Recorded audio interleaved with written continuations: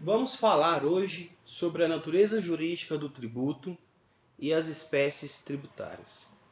É o fato gerador da obrigação que determina a natureza específica do tributo que sobre ele incide. É o que está disposto aí no artigo 4º do Código Tributário Nacional. A natureza jurídica específica do tributo é determinada pelo fato gerador da respectiva obrigação, sendo irrelevantes para qualificá-la a denominação e demais características formais adotadas pela lei, a destinação legal do produto, da sua arrecadação. Então, olha só, a natureza jurídica de um tributo é dada pelo cotejo do fato gerador e base de cálculo. De acordo com o CTN, a natureza jurídica específica do tributo é determinada pelo fato gerador da respectiva obrigação, sendo irrelevantes para qualificá-las a denominação e demais características formais adotadas pela lei quanto à destinação legal do produto da sua arrecadação. Exemplo: se ao invés de denominar imposto de renda, a lei chamar de taxa decorrente do exercício de profissão ou de trabalho, essa nomenclatura não importa. O valor será cobrado de alguém que receba uma renda pela prática de um ofício, pela prática de um labor, de um trabalho. Tal tributo será imposto de renda da mesma forma. Em linhas gerais, a natureza jurídica pode ser entendida no sentido da posição em que a espécie tributária ocupa no ordenamento jurídico. Se é imposto, taxa, contribuição, sendo irrelevante para qualificar as características formais adotadas pela lei. Em relação às espécies tributárias, o Código Tributário Nacional adotou a teoria tricotômica. Os tributos são impostos, taxas e contribuição de melhoria. Esse artigo ele só é aplicável à teoria tripartida ou tricotômica das espécies tributárias. Então você tem tributo, impostos, contribuição de melhoria. Então você tem três espécies tributárias, por isso teoria tricotômica. O artigo 16 do Código Tributário Nacional estabelece que se o fato gerador é uma situação independente de qualquer atividade estatal específica relativa ao contribuinte, trata-se de imposto. Imposto é o tributo cuja obrigação tem por fato gerador uma situação independente de qualquer atividade estatal específica relativa ao contribuinte. Então, olha só, a cobrança do imposto não está vinculada a qualquer atividade do poder público em favor de quem deve pagar o imposto. Então, olha só, o imposto é o tributo cuja obrigação tem por fato gerador. O fato gerador do imposto é uma situação independente de qualquer atividade estatal específica. Então, olha só, aqui o fato gerador do imposto, uma situação independente de qualquer atividade estatal específica. Se alguém, o fato, a situação aí de alguém estar empregado e no final do mês oferir seu salário, não está relacionada a qualquer atividade estatal, certo? Trabalha na iniciativa privada. No entanto, aos cofres públicos aí é dirigida uma parcela da renda oferida na forma de imposto. Então, não há qualquer atividade estatal nessa relação, mas o fato de oferir uma renda é o bastante para que incida o imposto. Agora, as taxas, elas são de dois tipos: as de serviço e as de polícia ou de fiscalização. Artigo 77 do Código Tributário Nacional. As taxas cobradas pela União, pelos Estados, pelo Distrito Federal e pelos municípios, no âmbito de suas competências, suas respectivas atribuições, têm como fato gerador o exercício do poder de polícia, primeira hipótese, ou a utilização efetiva ou potencial de serviço público específico e divisível prestado ao contribuinte ou posto à sua disposição, que é a segunda hipótese. Então, olha só, o exercício regular do poder de polícia é uma hipótese do fato gerador da taxa, certo? Ou então a utilização, segunda hipótese, ou a utilização efetiva ou potencial de serviço público. Então, frise-se aqui que pode ser efetiva ou potencial de serviço público específico e divisível. Então, você tem na segunda hipótese a utilização de serviço público, certo? De forma efetiva ou potencial. Se o serviço é específico e divisível, tanto faz se ele é prestado ou se é posto à disposição do contribuinte. Prestado ou posto à disposição do contribuinte.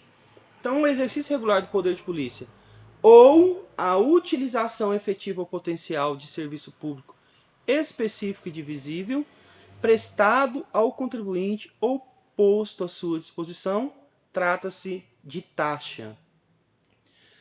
A contribuição de melhoria, né, é comum com a execução de obras públicas por parte do poder público, tais como construção de novas vias, praças, parques, pavimentação de rodovias, de estradas, de vias urbanas. Isso leva, consequentemente, a uma valorização dos imóveis próximos a esses locais. Em finanças públicas, alguns motivos, algumas razões são apresentadas para justificar a cobrança da contribuição de melhoria.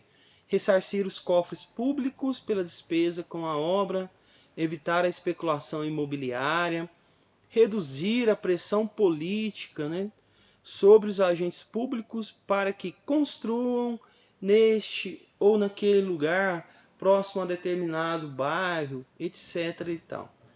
Então, as contribuições de melhoria cobradas pela União, Estados, pelo Distrito Federal ou pelos municípios, no âmbito de suas respectivas atribuições, é instituída para fazer face ao custo de obras públicas de que decorra valorização imobiliária, tendo como limite total a despesa realizada e como limite individual o acréscimo de valor que da obra resultar para cada imóvel beneficiado com a contribuição de melhoria. O artigo 82 do CTN traz os requisitos formais que a lei que for instituir a contribuição de melhoria deve obedecer. Só que o Código Tributário Nacional, no artigo 5º, ele prevê taxa, imposto e contribuição de melhoria. No entanto, a Constituição de 88 elevou os empréstimos compulsórios e as contribuições sociais como categorias espécies tributárias, de modo que a teoria tricotômica é insuficiente como critério distintivo das modalidades tributárias, por não abarcar as 5 espécies tributárias. Olha só, os empréstimos compulsórios estão previstos no artigo 148 da Constituição. A União, mediante lei complementar, poderá instituir empréstimos compulsórios para atender às despesas extraordinárias decorrentes de calamidade pública, de guerra externa ou sua iminência, no caso de investimento público de caráter urgente e de relevante interesse nacional, a aplicação dos recursos provenientes de empréstimo compulsório será vinculada à despesa que fundamentou sua instituição. Em relação aos empréstimos compulsórios, há que se observar o seguinte: primeiro, que a competência para instituir ela é da União. Estados e municípios não podem instituir empréstimos compulsórios. Então, em nenhuma hipótese, estados e municípios poderão instituir empréstimos compulsórios. É privativa exclusiva da União a competência para a instituição de empréstimos compulsórios. Segunda observação, requisito formal, lei complementar. Imposto, taxa e contribuição de melhoria podem ser instituídos por lei ordinária. Os empréstimos compulsórios, mediante lei complementar e iniciativa exclusiva, competência exclusiva da União. E há que se ressaltar também que, em qualquer caso, a União só pode instituir esse tributo nas hipóteses previstas no inciso 1 e 2 do artigo 148, certo? Assim, o artigo 15, inciso 3º do Código Tributário Nacional não foi recepcionado pela Constituição, porque não há autorização constitucional para a União instituir empréstimo compulsório no caso de conjuntura que exige absorção temporária de poder aquisitivo, como preceitua referido dispositivo. As contribuições especiais estão previstas no artigo 149 da Constituição e dividem-se em 3 tipos: sociais, de intervenção no domínio econômico, de interesse de categorias profissionais ou econômicas. As contribuições serão objeto de uma aula específica para a gente aprofundar sobre o tema. Mas dentro das espécies tributárias, o Supremo Tribunal Federal reconhece a existência de 5 tipos, de 5 espécies: os impostos, taxas, contribuição de melhoria, empréstimos compulsórios, contribuições especiais. Então você tem imposto, taxa, contribuições, empréstimo compulsório e as contribuições especiais. Certo? Então são 5 espécies. Teoria pentapartida. Ou teoria quinquepartida. Olha só, em relação aos impostos, a competência para instituir União, Distrito Federal, Estados e os municípios. Requisito formal, lei ordinária. Fundamento legal, artigo 145, inciso 1, 153, 155 e 156 da Constituição. Taxas, quem pode instituir? União, Estado, Distrito Federal e municípios. Requisito formal, lei ordinária. Fundamento legal, artigo 145, inciso 2 da Constituição.